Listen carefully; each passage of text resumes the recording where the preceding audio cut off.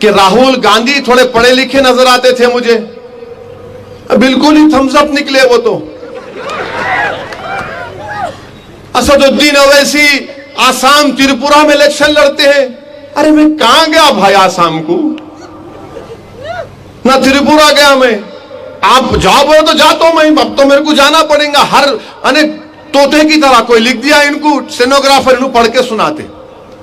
अरे अपने दिमाग पे जोर डालो, फर्स्ट फ्लोर है नहीं है, सोचो। हजरत गूगल पे जाके देखो इन्होंने असम लड़े नहीं लड़े, त्रिपुरा लड़े नहीं लड़े। नहीं, मंजलिस को पैसे मिलते, बीजेपी पैसे देती मंजलिस को। राहुल गांधी तुम नहीं जानते हम लोगों को, हम रसूल अल्लाह सल्लल्लाहु अलैहि वसल्लम के उम्मती हैं, हम उनके गुलामों के गुलाम हैं।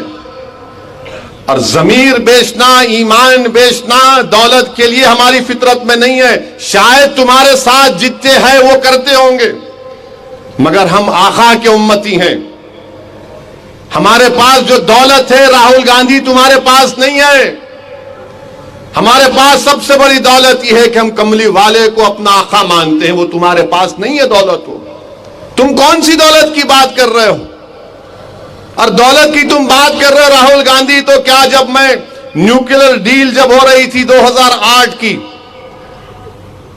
जब उस वक्त मैं खड़े होकर पार्लियामेंट में कहा था कि न्यूक्लियर डील भारत के लिए अच्छी है तो भारत के मुसलमानों के लिए भी अच्छी होगी, उस वक्त तुमने कितने पैसे दिए थे बताओ राहुल गांधी? जब किरण कुमार रेड्डी के गवर्नमेंट के खिलाफ नो कॉन्फिडेंस मोशन लाया गया, मजलिस से कहा गया तायीद करो, हम तायीद किए थे, कितने पैसे तुमने दिए बताओ राहुल गांधी? जब प्रणब मुखर्जी का प्रेसिडेंट का सदर जमहूरिया का इलेक्शन था तो तुम्हारी मां ने, डॉक्टर मनमोहन सिंह ने और मरहूम अहमद पटेल साहब ने मुझसे यूपीए की मीटिंग में रुकने कहा, उसका कि जाकर आपके दोस्त को समझाओ।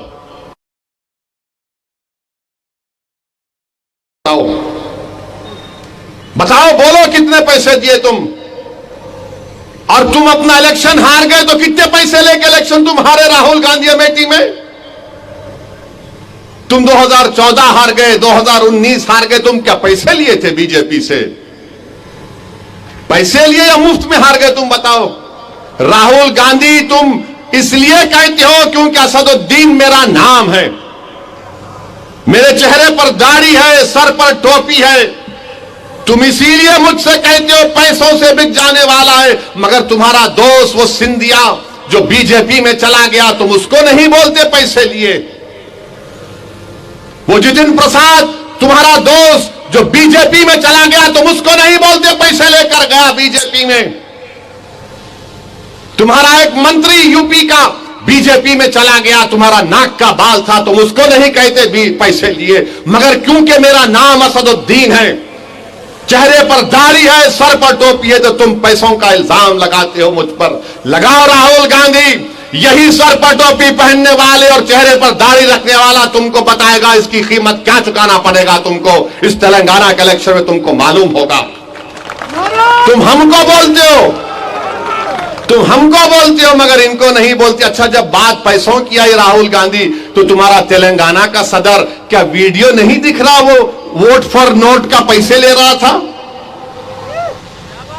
क्या वीडियो नहीं है तुम्हारे सदर का? बोलो राहुल गांधी। अंधे हो जाते, यानी बिल्ली जब दूध पीती तो आंखें बंद करके पीती, समझती दुनिया नहीं देख रही। तुम्हारा सदर पैसों का ले रहा था ना। अच्छा, उन्हें कहां से आया राहुल गांधी? उन्हें बीजेपी से आया। उन्हें एबीवीपी में था, बीजेपी में गया, नायडू के पास गया तो नायडू की साइकिल को बिठा दिया। अब इनके पास आया, इंशाल्लाह इनको भी बिठाएंगा तेलंगाना में, पूरा बर्बाद करके छोड़ेंगे इनको। नहीं, ओवैसी जो है मजलिस, अरे मजलिस को तुम जानते नहीं है प्यारे। तुम्हारी दादी दारुसलाम को आई थी, तुम्हारी दादी दारुसलाम को आई थी, आकर बोली थी कि जनाब शिवशंकर साहब का सिकंदराबाद के इलेक्शन में तायीद करो। दारुसलाम को तुम्हारी दादी आई थी तो शिवशंकर साहब कामयाब हुए थे। वो भी नहीं मालूम होगा, बेचारों को नहीं मालूम। जो लिख के दिया याद कर लेते तोते की तरह। हमको सब याद रहता, हमको सब याद रहता। राहुल गांधी, तुम बार बार अगर ऐसा बोलते रहेंगे ना, तो कर्नाटका के इलेक्शन से पहले तुम किसको भिजाए थे दिल्ली में? मेरे घर का नाम बोल दूं, अब नाम बोल दूं। राहुल गांधी बोलो, सोचो। बहुत बोल सकता हूं राहुल गांधी, मगर क्योंकि मेरा नाम असदुद्दीन है, ये तुम्हारी नफरत है इस नाम से। तुम्हें नफरत है दाढ़ी और टोपी पहनने वाले से, इसलिए तुम इल्जाम लगाते। मगर तुम्हारे पार्टी के लोग जो चले गए बीजेपी में, तुम नहीं बोलते। वो तुम्हारा नलगुंडे का बाई इलेक्शन हुआ, कौन सी मनुगुड़, वो उनका कैंडिडेट बीजेपी में कांग्रेस से रिजाइन करा, बीजेपी में मोदी के गोद में जाके गपागप चाय पिया, उन्होंने उसको बिस्किट भी खिलाए, मगर मामू उस पर भारी पड़ गए, उन्हें हार गया। अब उन्हें क्या करा? नहीं, मोदी की चाय अच्छी नहीं, राहुल के कदमों में बैठ जाता। यहां चले गए, उन्हें सेकुलर हो गए, सेकुलर हो गए। जहीराबाद में बागा रेड्डी साहब के बेटे बीजेपी में चले गए। जहीराबाद में कांग्रेस का उम्मीदवार बीजेपी से कांग्रेस में आया, और इन हमारे को आईना दिखा रहे। अरे कभी अपने आईना, अपना चेहरा तो देखो, साथ में तुम्हारे कितने बीजेपी के लोग खड़े हुए हैं। मैं ये कर दूंगा, तुम कुछ भी नहीं कर सकते, मालूम हमारे को। तुम अमेठी जीतते नहीं जीतते बोलो तो आप पूरा बताओ, चैलेंज करो तुमको। तुम हार गए वहां पे अमेठी में। वायनाड क्यों जीते? क्योंकि 30% असदुद्दीन ओवैसी वायनाड में था। तुम अमेठी नहीं जीते, तुम्हारे बाप दादा की सीट तुम हार गए।